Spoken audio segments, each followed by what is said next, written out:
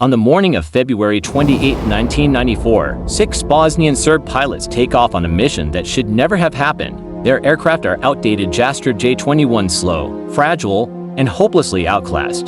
Their target, a weapons factory inside a NATO-enforced no-fly zone. Their fate is already sealed. To avoid detection, they skim the valleys at treetop level, but as they climb to bombing altitude, NATO radar locks onto them. 50 miles away, 2 American F-16s receive the call.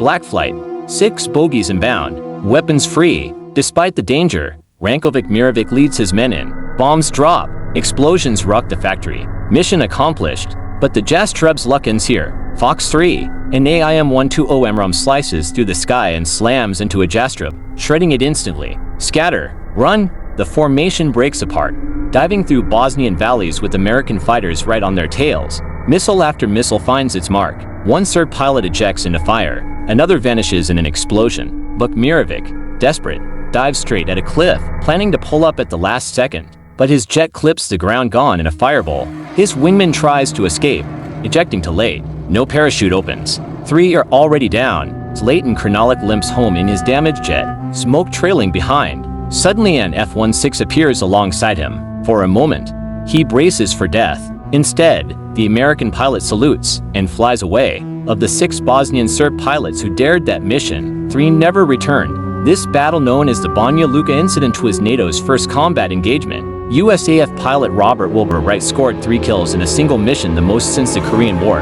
His wingman Stephen Yogi Allen added another. Years later, Krnalik reflected, "I don't hold bad feelings towards the Americans. We had our task. They had theirs. The skies over Bosnia had changed forever, and NATO had just written the first chapter in its combat history."